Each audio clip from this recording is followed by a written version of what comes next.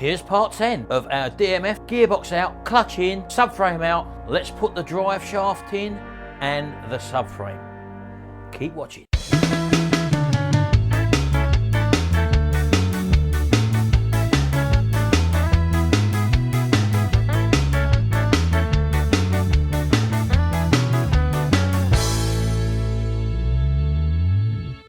I've got the drive shaft now. I'll show you that in a second. And we're at the stage now where I've got to get underneath the vehicle now, just tidy up a few odds and ends and get the long drive shaft back in, which in our case is the offside drive shaft, or the one on the driver's side on this model of car anyway. So right, so let's just show you the drive shaft and show you the difference between the old one and the new one. Right, okay then, so here you can see the new drive shaft against the old drive shaft. So you want to make sure that it is the right length first of all before you try to fit it, obviously. So I've just lined them up there, and as you can see, that's lined up perfectly with that end. And coming down the other end, as you can see, that's where the actual end is there. Check your splines are okay, because you don't want to try and put it in if there's any damage to it whatsoever. Now, as you can probably see, this one is where it separates. This is actually the part which I haven't got out and removed off of this one. But as you can see, this has got a circlip on it, which actually sits in... Let me see if I can show you. I don't know whether you can see there, there's a little groove, a little channel that it actually sits in. So if you're trying to remove this, separate this one apart, you know, you've got to make sure you dislodge that groove first of all. So that's just to let you know what you've got on there. That's what retains it in. Don't forget you're being held in by the bearing carrier as well. And also on the gearbox end that goes into the gearbox, there is no ring or spline, little ring on there like there is on the short one. The short one has got that little clip on like that as well on the other side, on the near side or the passenger side. But as I say, the long shaft hasn't got this going into the gearbox, so that you can slide in first and get that in easy. So that could be the first part you put in, for example, and then it sits in the bearing carrier. As you can see, you can put the bearing carrier back on. And then you can basically then apply this if you want. If not, you can put this thing in a vise and then just tap the whole lot in one go and just guide it through in one go. So that's probably what I'll be doing anyway. So yeah, there's the drive shaft anyway. And this one has come from Shaft Tech. I got this online via eBay. And as you can see there, it's got a 24,000 mile or 24-month guarantee on it. So yeah, and this one isn't an exchange one. Sometimes when you buy a drive shaft, you have to actually return the old one. And I did contact Euro Car Parts, and they said that there's a £60 surcharge. In other words, if you didn't supply them back with the old one, you'd have to pay £60.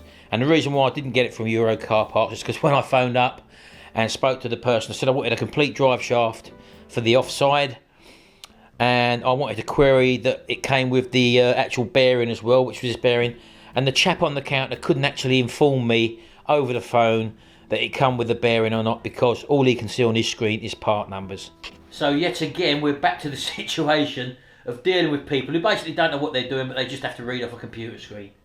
Yeah, so that's that anyway. And just to let you know, a little bit of an update as well, if those of you who watched my rant video of my bolt, I did actually send a letter off to Ford, so I'm waiting for a reply. When I do get a reply from them with the way that I was treated over that silly little bolt, I'll do another video.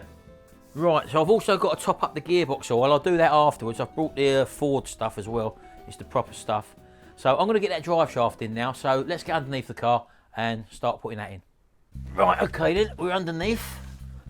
I've just got to get that plug I put out in the gearbox of tissue, so bear with me. There we go. Nice job. And also just put a bit of lube around that bearing. As you can see, there's my steering rack hanging up still by some cable there. And I've put the old drive shaft together now. And this is the actual bracket there, which we've got to put in. That's got to go back on there to hold the bearing in place. So I might as well just take these two nuts off here now. Just drop them down there because I'm going to have to locate that.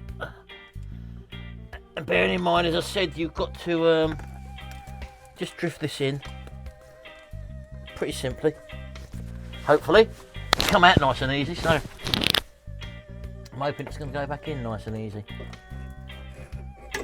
There we go. Get it in there, there we go. In she goes. don't forget we're looking at drifting that in the seal. I'm just going to have to take just a club hammer, just gently drift that into place.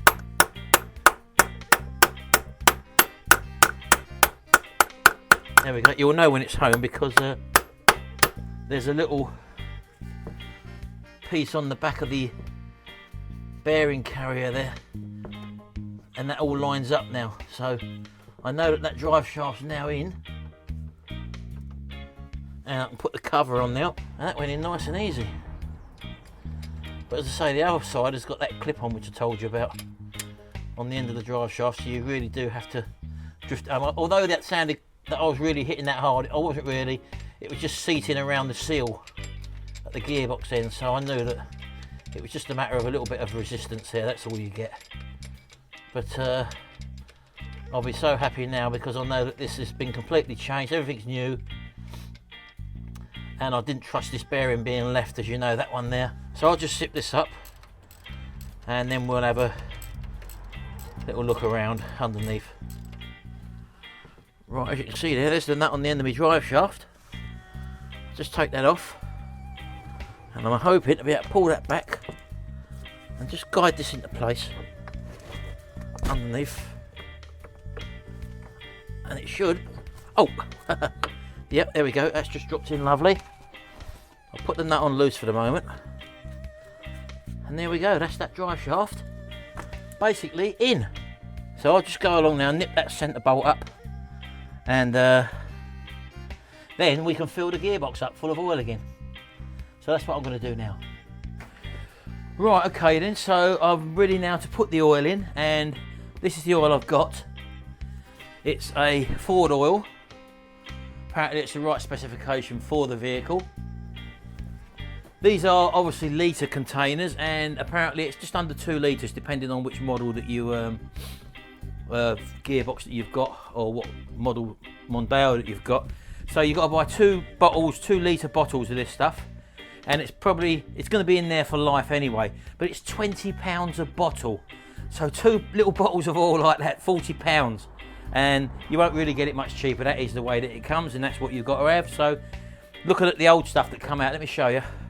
I've got a brush in there at the moment, but I don't know whether you can actually see that, but there's no way that I was going to put that stuff back in there. It was absolutely filthy. I don't know if you can see that or not.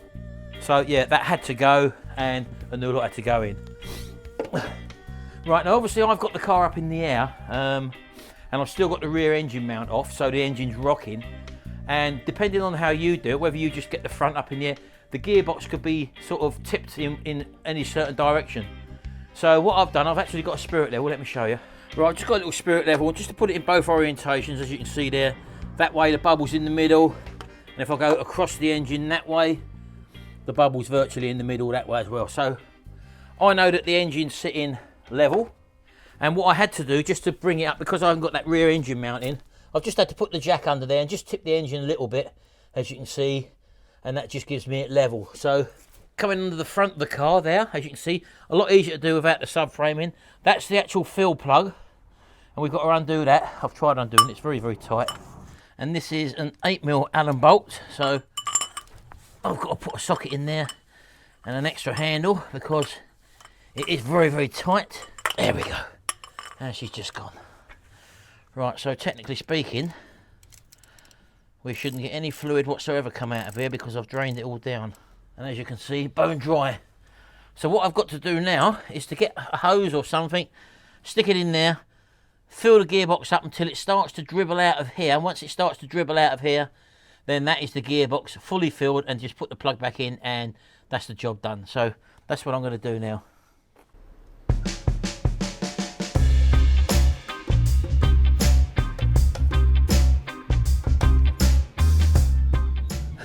I'm not standing here for hours doing it this way. I've got another way I'm going to try. Check this one out.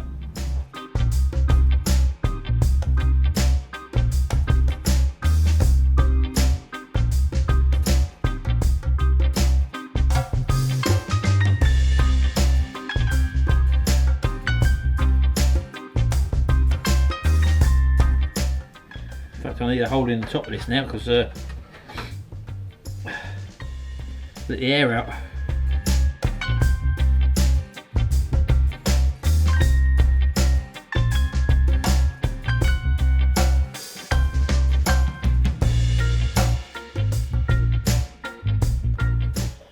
Alright, this is the first litre going in. As you can see, there's a hole in the plastic front cover here that fits the lid perfectly, so you can just leave the bottle standing up there. It's a bit slow though. This hose I'm using is actually a little bit small, to be honest with you, but it is going in, and as you can see, I'm nearly down to the first litre. So I'll see you when it's all filled up after the second bottle. Right, that's taken all of that 2 litres of oil. It should have been about 1.9 litres apparently, but it's taken all of that, so there you go. And I know the engine's level, so not unless them bottles were slightly shy of the correct level, the limit, so I don't know. Let's just put the drain plug back in anyway. There she is. Back home, baby. Keep it nice and dry around there so we know that if it's leaking at all. Well, there you go. That's the gearbox oil back in.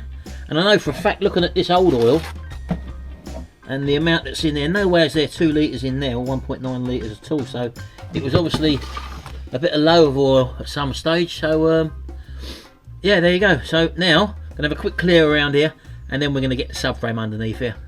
See you in a minute. Right, okay then, so I've actually got the subframe put back on the jack on the beam of wood that I rolled it out of when you see me take it out of the car in the first place. So I'm going to attempt now to just roll this in underneath, get it near enough in place, and just jack it up, and well, basically take it from there. So let's give that a go.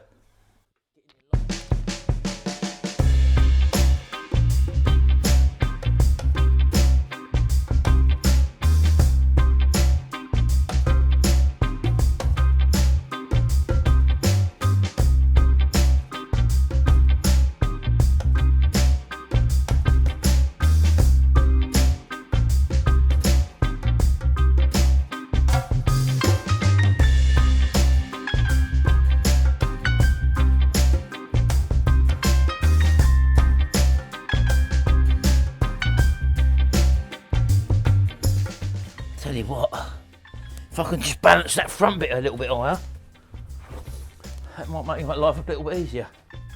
Right, let's just stick that under there for the moment, under the front like that. There we go. Right, okay, that's holding that up the front now. And now hopefully I may be able to just lift. We're getting there. I need that front higher up, that's the problem here. Let me just, if I had another axle stand, which I think I have somewhere, I can raise it as I go along. As you can see, I'm needing to lift this front up here. Right, that's up to there. Right, that's about 10 inches away at the front, so there's lots more to go up now. But I think if I take the back up higher first, that's going to allow me to then take this up a bit more and just take the back up and the front up in equal bits. I think that's what I'm going to do. So I'm going to go and pump a few more on the jack now and get it up higher at the back, come around to the front and then lift the front up a bit more. All the time I'm keeping an eye on different pieces of pipe work and different bits of stuff that I need to make sure are not in the way. Everything's all right so far. It's just a little bit at a time and just making sure that everything's out of the way. So looking through there, you can see the steering rack here, and there's the steering rack mountings in front of me, so that's probably going to be about enough. And looking at them back mounts there, as you can probably see, there's a gap there of probably about 115 centimetres, which is what they say you have to drop it down. So I'm just going to get the front up a bit now.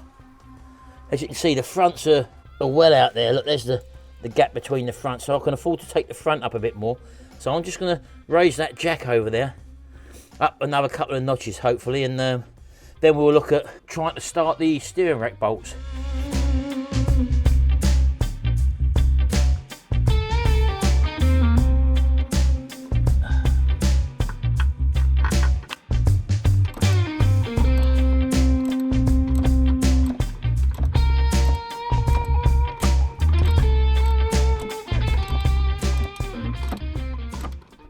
Right everybody, that is everything else bolted in. apart from this rear engine mount, as you can see there, and I'm just going around here now just to make sure there's nothing caught up or whatever. So as you can see, there's a couple of clips here. That one will go in there, that's fine. That pipe's for that one there, so that'll be okay. Again, just looking around to make sure nothing's catching or whatever. And as you can see, it all looks nice and tidy under here now, and clean. So I'm happy now that if I locate the bolts, I'm happy that everything's going to pull up when I actually tighten the bolts to make sure it's sitting correct and straight. So I'm going to do that now. I'm just going to put the bolts in, and we'll take it from there. And I've got the old thread lock here. This was the bolt that, as you know, that failed.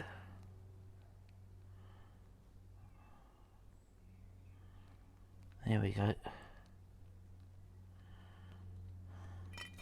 Hopefully this will line up. Might need a bit of a wiggle, get it in place. Yeah, she's in. There we go, that went in nice and easy. And that's a 21mm head on that. There we go. Right, as you can see now, I've nearly jacked this one fully up. Now, I don't know whether you can see or not, but there's a little white mark there around the edge. Well, that shouldn't be on show, and when I finally come to nip all these up, I'm going to wiggle this about. As you can see, there's a bit of tolerance. You can get the crowbar in behind here, for example, and you can see you're able to move everything about. So just before I nip it up, as you can see, look, just before I nip it up, I'll make sure that everything lines up, because you should have pins to line this up, and as you know, it's got to be lined up correctly. So I'll just go around and make sure that each one of these is in the correct location before I nip up, and that should ensure that it's gone back in exactly the same place. So that's what I'm going to do now. Right, okay then, under the front here, as you can see, there's the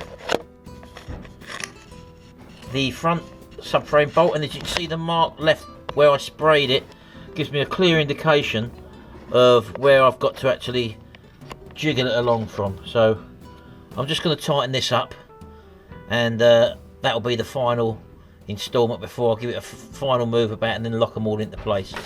One thing you've got to remember as well, which caused me a bit of grief, was before you finally get to the tightening up stage, make sure that your radiator seatings bushes are in or around the right place, because if you don't, you can't lever this down very well. I had to retake that subframe bolt out there, get a crowbar in there and lever this hole down, just so that I could pop that rubber bush back in its mounting again. So just a little forewarning for you there. Make sure they're located above the holes there, and the same the other end before you do the final tightening up of the subframe.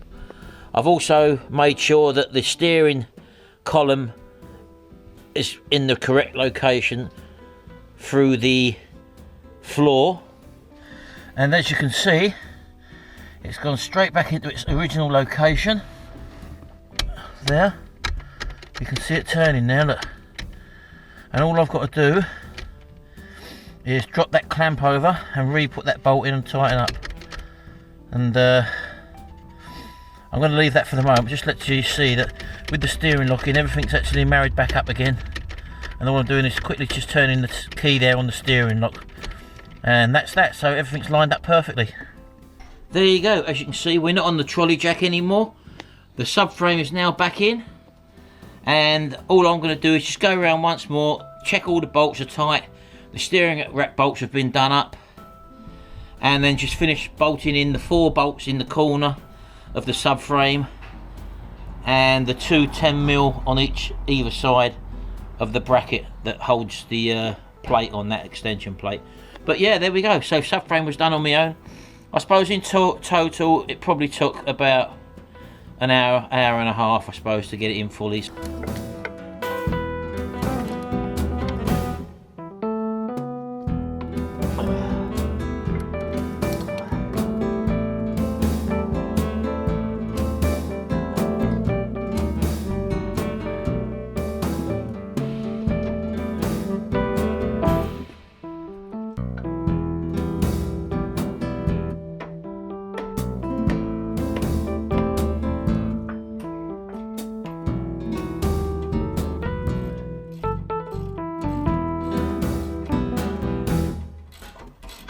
Okay then, so this will all be cleared away now, and the next time I see you, we'll be bolting the ancillary bits back on, and hopefully starting the car. So there you go. Hope you enjoyed this video. Thanks very much for watching, and we'll see you again in the next video. And until then, bye for now.